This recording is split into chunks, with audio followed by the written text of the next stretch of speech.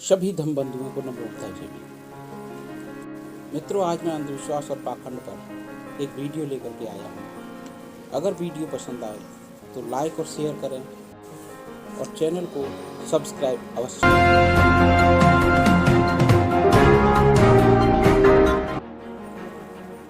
आज 2500 वर्ष पूर्व भगवान तथागत बुद्ध का जन्म हुआ और बुद्ध ने अपने धम्म के प्रकाश से इस संसार को रोशन किया और सम्राट अशोक जैसे महान राजाओं ने इस ज्ञान को पूरी दुनिया भर में फैलाया और आज सैकड़ों देश भगवान तथागत बुद्ध के धम्म के मार्ग पर चलते हैं और स्वयं को प्रकाशवान करते हैं।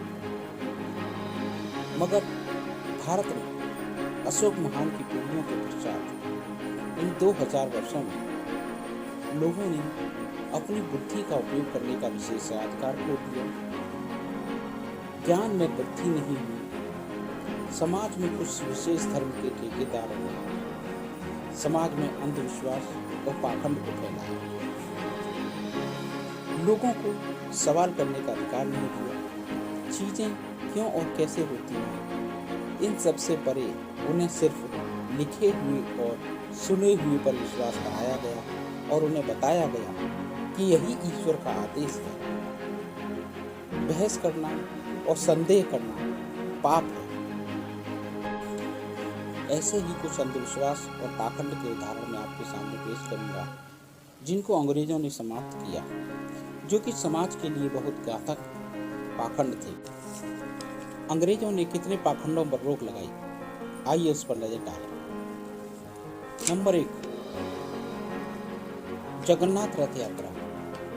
जगन्नाथ में हर तीसरे वर्ष यात्रा निकाली जाती है, जिसमें स्वर्ग पाने के चक्कर में रथ के पहिए के नीचे आकर सैकड़ों लोगों की जान चली जाती थी। अंग्रेजों ने इस कुप्रथा को एक सख्त कानून बना करके बंद कराया।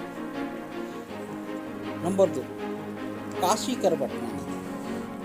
मनुवादियों के कहने पर काशी धाम में ईश्वर प्राप्ति हेतु विश्वेश्वर मंदिर के पास कुएं में कूद करके सैकड़ों हजारों लोग जान दे देते थे। इस कुप्रथा को भी अंग्रेजों ने एक नया कानून बना करके बंद किया। नंबर 3, चरक पूजा। काली के मोक्ष विलासी उपासक कि हमें मृत्यु के बाद मोक्ष प्राप्ति होगी, रीढ़ की हड्डी में लोहे के हुक फंसा करके उनको चरखी में घुमाया जाता है जब तक कि उसके प्राण न निकल जाए। इस कुप्रथा को भी अंग्रेजों ने 1863 में एक नया कानून बना करके बंद कराया। 4 नंबर, गंगा प्रवाह। अधिक अवस्था बीत जाने पर भी संतान न होने पर गंगा को पहली संतान भेंट करने की मनौती पूरी होने पर निष्ठुर होकर के जीवित बच्चे को गंगा में बहा देना कितनी कठोर कुप्रथा थी। ऐसी कुप्रथा को अंग्रेजों ने 1835 में एक नया कानून बना करके बंद किया। नंबर 5, नरमेध यज्ञ। ऋग्वेद के आधार पर अनाथ या निर्धन बच्चों की यज्ञ में बलि चढ़ाने की प्रथा को 1845 में अंग्रेजों ने बंद कराया। महाप्रस्थान। पानी में डूबकर या आग में जलकर ईश्वर प्राप्ति की इच्छा, यह भी एक जान देने की प्रथा थी। इसे अंग्रेजों ने कानून बनाकर बंद किया। 7 नंबर, तुषानाद।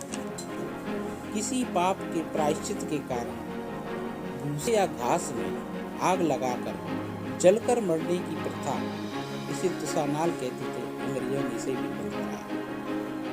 8 नंबर, हरि बोल। यह प्रथा बंगाल में प्रचलित थी। मरणासन व्यक्ति को जब गोते खिलाए जाते थे, वे तब तक मर ना जाए और हरि बोल के नारे लगते रहते थे। यानी कि जब व्यक्ति मरना की अवस्था में होता था तो उसको नदी में ले जाते थे और जब तक गोते खिलाए जाते थे जब तक कि वह मर नहीं जाता था, और अगर वह नहीं मरता था तो उसे तड़पने के लिए वहीं छोड़ दिया जाता था और हरि बोल के नारे लगते थे। इस प्रथा को भी अंग्रेजों ने सन 1831 में बंद कराया। नंबर 9, नरबलि। अपने इष्ट की प्राप्ति पर उस इष्ट को प्रसन्न करने के लिए मानव की सीधी बलि को भी अंग्रेजों ने बंद किया, लेकिन यह कुप्रथा आज भी भारत में कहीं ना कहीं देखने को मिल जाती है। नंबर 10, सतीदाह। पति के मरने के पश्चात जीवित पत्नी को पति की चिता पर बिठा करके जिंदा जला देने की यह प्रथा बहुत ही घृणात्मक और निंदनीय प्रथा। इस प्रथा को 1841 में बंद किया गया। नंबर 11, कन्यावध।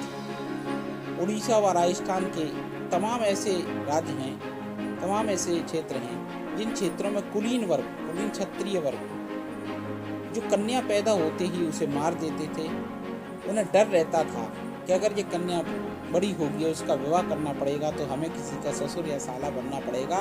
तो ऐसी स्थिति में वो कन्या को पैदा होते ही दूध में डुबो करके मार देते थे। 1870 में कानून बना करके इसको भी बंद कराया गया। नंबर 12, भृगु उत्पन्न। यह गिरनार या सतपुड़ा में प्रचलित एक प्रथा थी कि अपनी माताओं की मनौती की वजह से महादेव को प्रसन्न करने के लिए जो प्रथम संतान होती थी वह नवयुवक जब 18 से 20 वर्ष की युवावस्था में होते थे तो वह पहाड़ से कूद करके अपनी जान दे देते थे अपनी माताओं की मनौती की पूर्ति के लिए। ऐसी ही तमाम प्रथाएं मनुवादियों द्वारा मूल निवासियों के लिए बनाई गई। मनुवादी लोग या उनके परिवार के लोग कभी भी ऐसी कुप्रथाओं के हिस्से नहीं होते थे। उनको कभी भी ऐसी कुप्रथाओं को मानने के लिए बाध्य नहीं किया जाता था। ये प्रथाएं केवल मूल निवासी लोगों के लिए ही अवश्य माननीय होती थी, उनको थी क्योंकि उनके लिए ईश्वरीय आदेश बताया जाता था।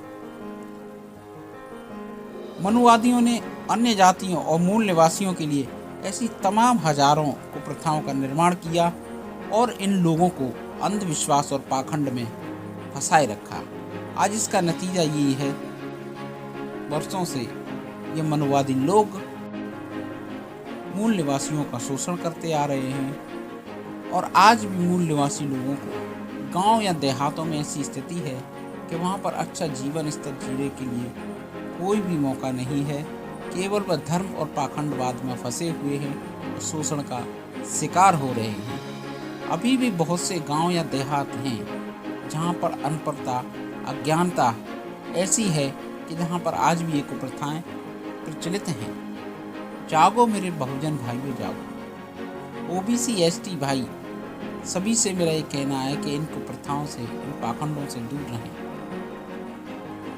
हम इस बात को ना भूलें कि वर्ण में शूद्र, शूद्र में जाति, जाति में भी उपजाति, उपजाति में भी गोत्र, उसमें भी नीच और उसमें भी नीच, यानी कि मनुवादियों के लिए सबके सब नीच। इस चीज को तोड़ो, जाति को तोड़ो, समाज को जोड़ो, अंधविश्वास और पाखंड से मुक्त हो जाइए। परम पूज्य बाबा साहेब अम्बेडकर ने बड़े ही संघर्ष के बाद हमें संविधान में ये अधिकार दिलाए हैं। उन अधिकारों से अपने जीवन को सुधारने के लिए लड़ना सीखो, अपने अधिकारों को लेने के लिए लड़ना सीखो, इन शोषण से मुक्ति पाओ।